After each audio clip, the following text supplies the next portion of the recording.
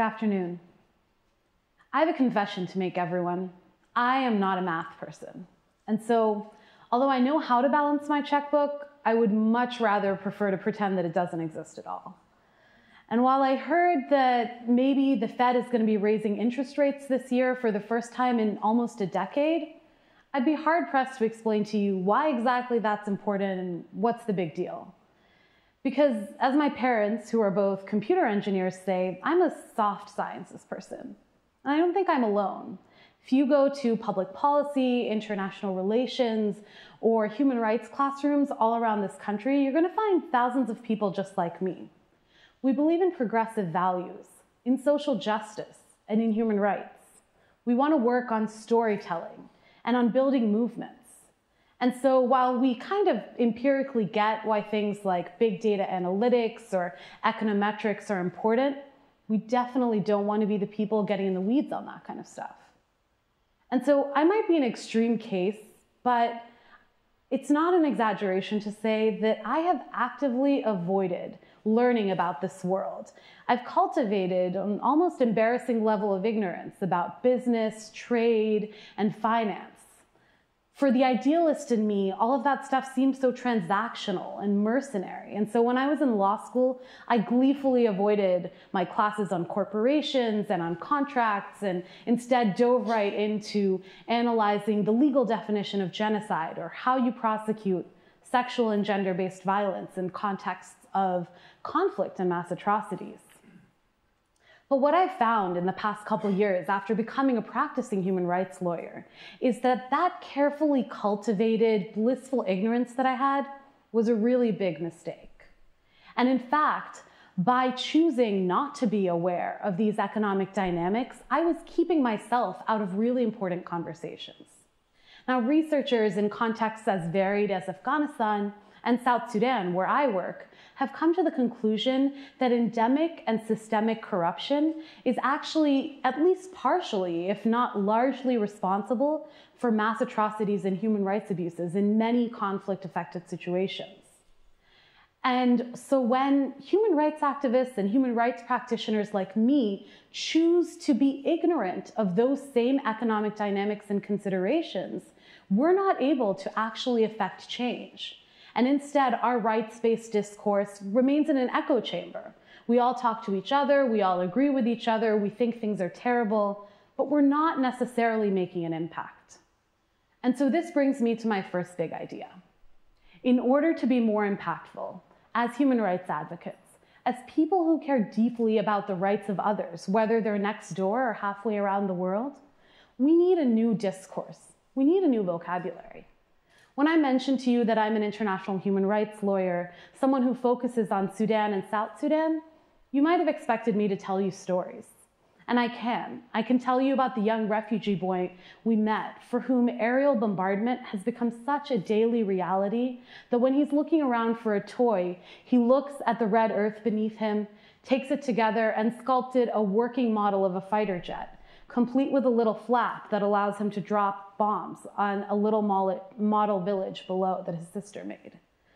Or I could tell you about the story of my colleague and his wife. Now, his wife is a mother, she's a doctor, and she's a human rights defender in her own right. And this week, she was violently abducted and kidnapped from her car as she was going to an election boycott rally. I could tell you another story about what it felt like to be in Sudan the moment that the country split apart into two, the moment that the world's newest country was born. I could tell you about that sense of contagious hope and excitement, the promise that filled the air. Now, I can tell you all of these stories, and I tell you them because I think that they touch your heart. They certainly touch mine. And so that's why the human rights movement has had people dedicated to telling stories and making them accessible. We've done interviews, we've written research reports, we've created video documentaries, we've done photo essays.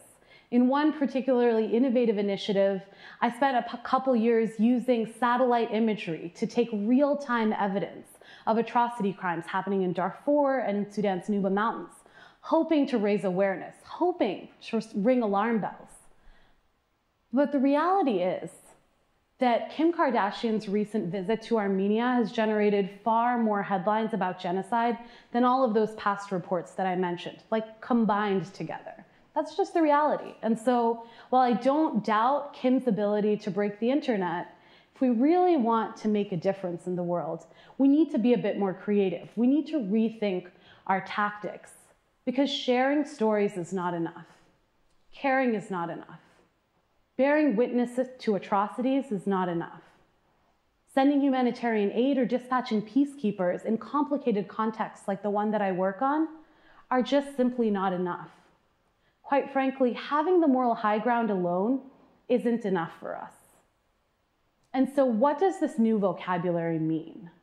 It means looking at alternatives. It means looking at where those abusers are vulnerable. And what we've come to the conclusion is that when people are shameless, naming and shaming tactics don't work.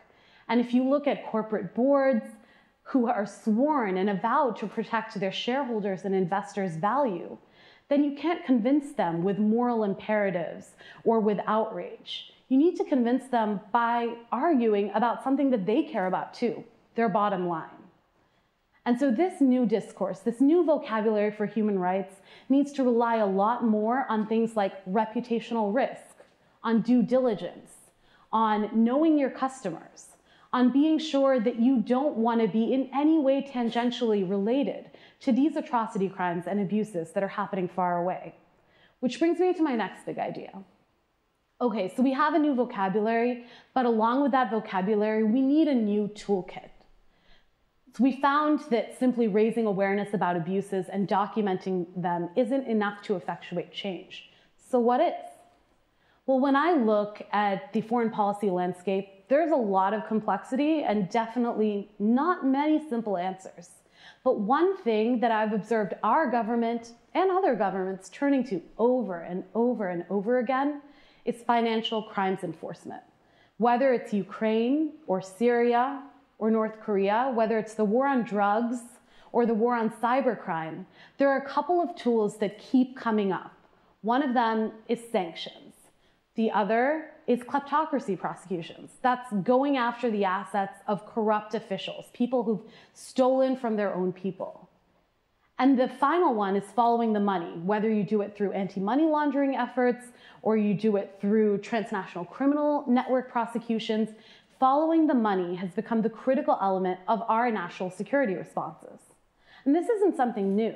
In the aftermath of September 11th, although drones and invasions and 2 wars definitely got all of the headlines, one of the unheralded but critical elements of our country's response and our attempts to combat the asymmetric threat posed by networks like Al-Qaeda or ISIS was this same toolbox, financial crimes enforcement.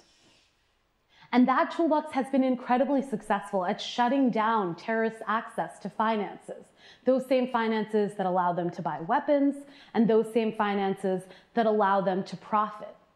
And that brings me to another reality. Financial crimes enforcement isn't important just because we can cut off those who enable mass atrocities or cut off access to the money to buy weapons. It's also important because war crimes are a big business. If you look at ISIS trading in antiquities from Iraq, or Al-Shabaab, who make money off of selling poached elephant tusks, in many cases, the people who are committing human rights abuses, enabling mass atrocity crimes, and responsible for violence in some of the most devastating conflicts in Africa are also making a lot of money while they do it. And so, when we think about this as a holistic problem then, we need to use those same tools, the tools that we've used for our higher order national security concerns, the tools we've used to fight Ukraine, the tools that we've used to bring Iran to the negotiating table. And we need to deploy them in the service of mass atrocity prevention. We need to deploy them to help combat atrocity crimes. Now, one final thought. Sometimes a whisper from a man or a woman can be much more powerful than even 1 million people marching on the mall. Marches and protests and activism definitely have their place.